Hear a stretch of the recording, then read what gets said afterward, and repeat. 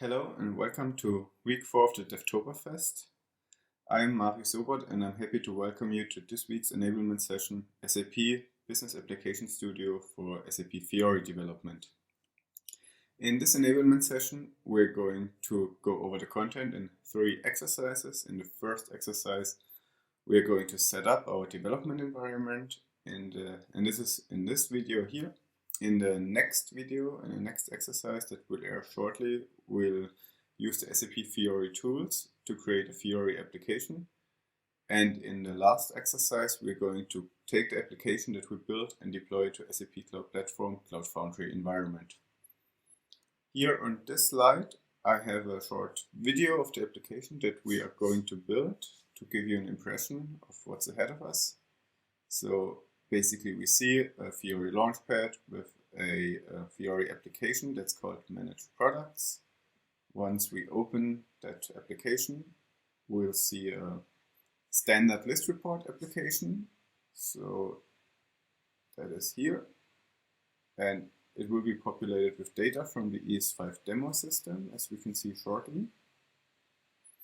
Okay, let me pause here for a second. So I already mentioned that the data is coming from the ES5 demo system, but in contrast to the normal Fiori Managed Products application from the demo system, we do some special annotations here to customize it. Usually this application only has these 2 filters here, but we'll add annotation to add a third filter for the product name here, and we'll also change the selection behavior of the list from single selection to multi-selection, so multiple products can be selected at the same time.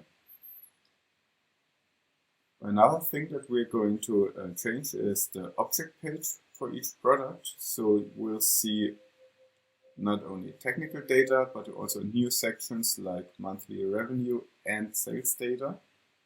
The monthly revenue represents a chart that visualizes the monthly revenue, and the sales data basically is a table containing sales orders that contain the product. And we also add a new object page with a navigation possibility here to this table. So once we click on a table line item, we'll basically navigate to the sales order that we clicked on. But this object page is very sparse, so the main focus is on using the SAP Fiori tools with the application generator to generate the application, the annotation modeler to model the annotations, and the annotation language server to write annotations ourselves. And we'll use the page map to create new object pages that we can navigate to. And this is basically the application that we are going to build in the next exercise. In this exercise, we're going to prepare everything so we're ready to go. Here you can see the architecture of the application we are going to build. This is the application, and everything around is supporting infrastructure and services from the Cloud Foundry environment, such as the destination service, which will help us to provide to access data from the ES5 demo system, the application repository to store the web application that we are going to build, the portal service to provide the FLP's Launchpad, and Access CUA service to make sure only authenticated users are able to access the application, and the Verify Flexibility service for key user to make key user modifications to the Fiori applications during runtime. And if we remove the boxes and the application that we're going to build from the architecture diagram, we basically are left with the prerequisites. Obviously, we need the development environment, which will be the SAP Business Application Studio. We need the access to the ES5 demo system to access the backend data that we want to visualize. And we need entitlements for the services that I mentioned earlier. For this, I would recommend the following setup. If you have only one screen, or let's talk about a scenario where you have 2 screens first. If you have 2 screens, I recommend that you put GitHub on the left part of your main monitor and the SAP Cloud Platform Cockpit and the SAP Business Application Studio on the right part. That would look similar to what we see here. So the advantage is that you can navigate through the exercises on the left side, and if you need to copy and paste something, you can copy and paste it on the same screen, and you don't need to minimize and open new windows all the time. If you have a second monitor or even a second device, I recommend that you use that device or monitor to play this video here from YouTube, because you don't have to interact that much with this video, maybe pause and play every now and then. But it's easier if you have that on a second screen, also open at all times, but it's not, you don't need to have it on the same screen as the GitHub exercises or the SAP Business Application Studio. And one last recommendation before we start, I recommend that you turn off the autoplay features from YouTube already now. You see it here, sorry for a second.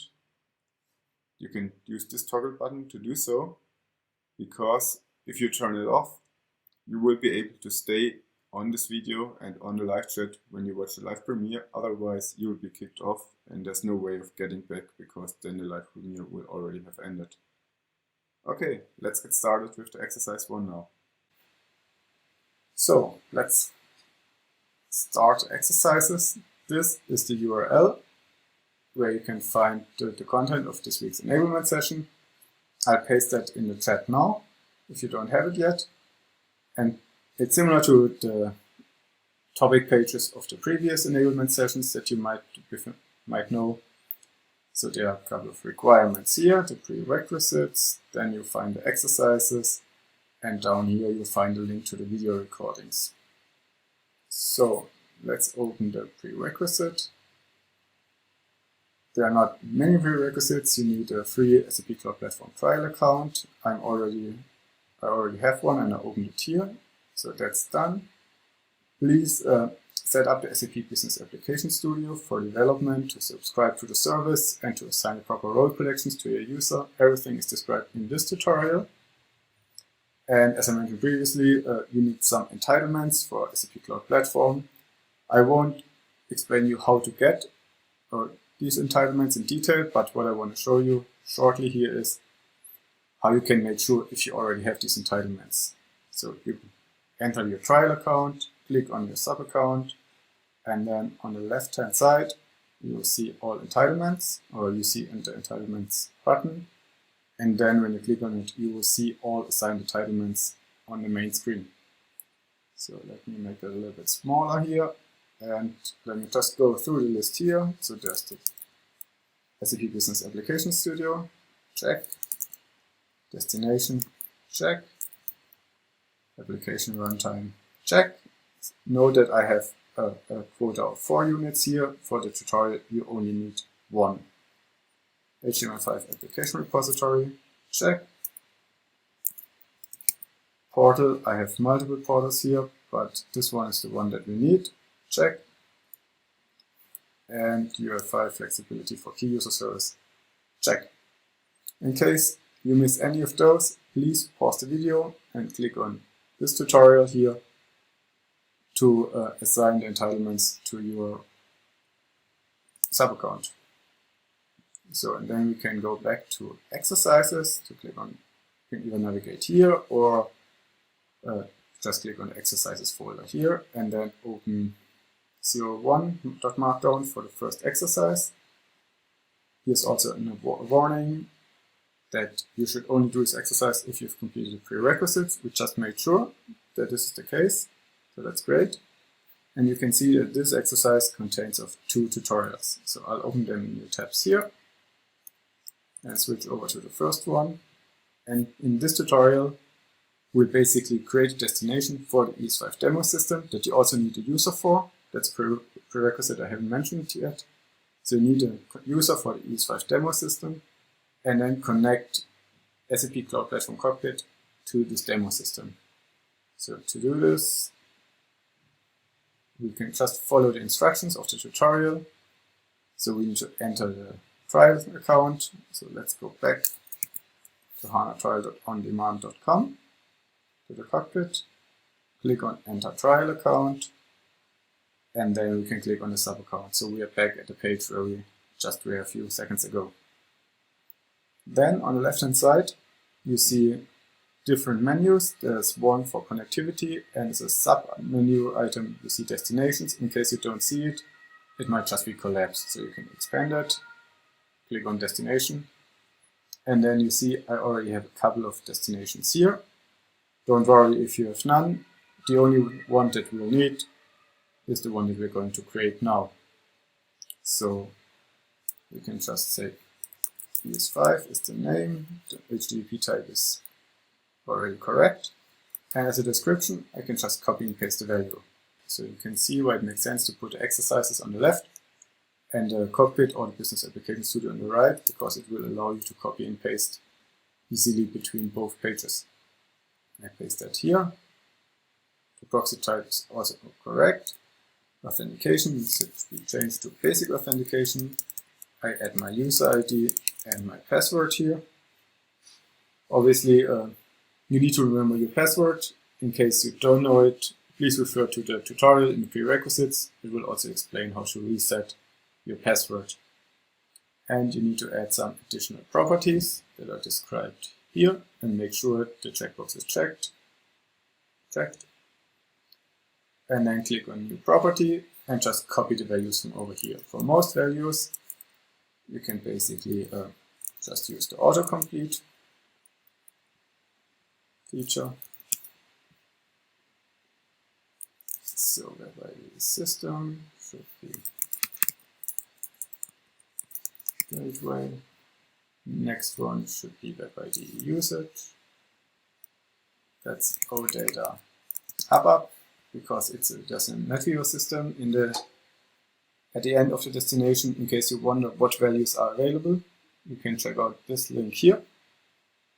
But for now, it's enough if you just copy the values that are listed here. So there is SAP platform. Please note that this is a value you need to type. There's no autocomplete entry for that additional property. For next one, SAP client, there will be autocomplete again. And for this one here, this is a relatively new one, so you can just copy and paste the value, HTML5 dynamic destination, and you set the flag to true. And you can make sure that everything looks like displayed on this screenshot here. Click Save. I think everything should be right here, and click Check Connection. And if you see this green check mark, that probably means we've done everything right, and we can finish this tutorial here. And with this, we already come to the second tutorial of this exercise.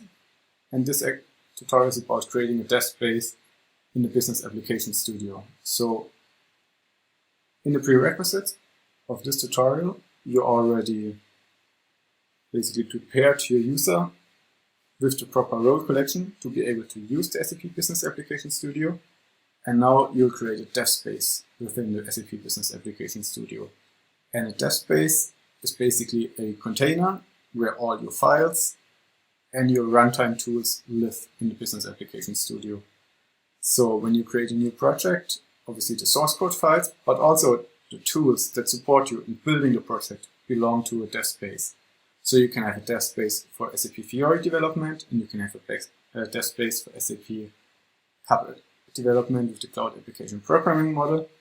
And you can have another dev space for example, workflow development that you do. And by that, this enables you to keep your one instance or one dev space of the SAP Business Application Studio as tiny as possible, and that just makes it more performant because you need to load less plugins, and it makes it more agile to your development needs. And when you create a new dev space, it basically also updates or creates the dev space with the latest tools that you need for development. So for example, when there's a new version of the Fiori tools or of the MBT tool or of the Cloud Foundry CLI is coming out, when you create a new dev space, you can be sure that you have the latest version already in this dev space, and you don't need to deal with updating the tools manually.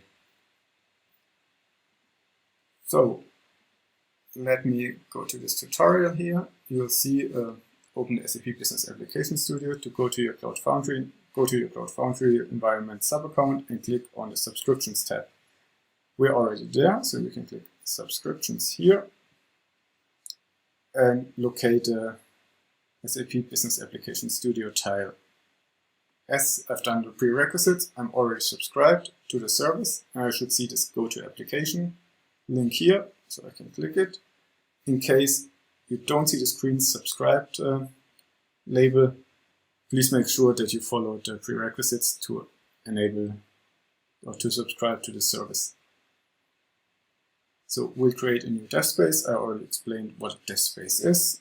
So it's basically our development environment. I will call the dev space demo Fiori. The kind is Fiori, and here you see all the tools that come with this dev space. So if we were to select another kind, you would see that there are different tools included to this dev space. So we want to make sure that we select the SAP Fiori dev space kind to have all the tools that we're going to need for SAP Fiori development. The most important one is this one here, the SAP Fiori tools, because these tools are basically there's a plugin that's available for Business Application Studio and for VS Code that comes with several smaller tools. For example, the application generator that helps you to create a new Fiori application from the scratch, or the annotation modular that helps you to write Fiori annotations and to support you with autocomplete features, for example.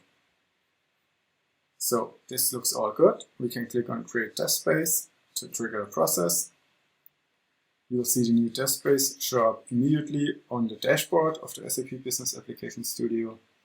It will take a couple of seconds to start up, but it is fairly fast and it should be done in a few seconds.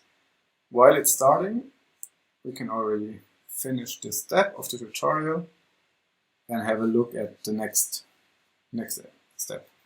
So here it says click on the name of the dev space. I have two, you probably have only one. And when the dev space is started, the name turns into a link that you can simply click. And this will basically open the Fiori dev space with the Welcome tab. And by that, you finish the tutorial. So I want to use the rest of the video to show you a little bit around the SAP Fiori, SAP Application Studio. For this, I make the screen a little bit larger here and here. So if you used VS Code in the past, this is very familiar to you. On the left side, you can basically switch between some views. Here you have a panel that depends on your selection on the very left side. And here in the middle, you have your code, or in this case, the welcome screen that we can easily close. But before we do that, there's this nice setting to set a theme. And with that, I prefer the dark theme. You can go with the light theme or take all the other themes if you want. What else could we do to show you around here? Nice thing is that if you click F1, it opens the command palette that you might know from VS Code. Now we also get a success message here on the bottom right corner that all tools were successfully installed. So that is the cue for me that I can look for SAP Fiori. So I already told you when we selected a dev space that we want to install the Fiori tools because we'll heavily use them in the second exercise. And here you basically see all the tools that come with this plugin. There's the application generator, the application modeler, there's guided development that we'll use. But for now, you don't need to worry about it. That's just what I want to show you, what we will work with in the next couple of exercises.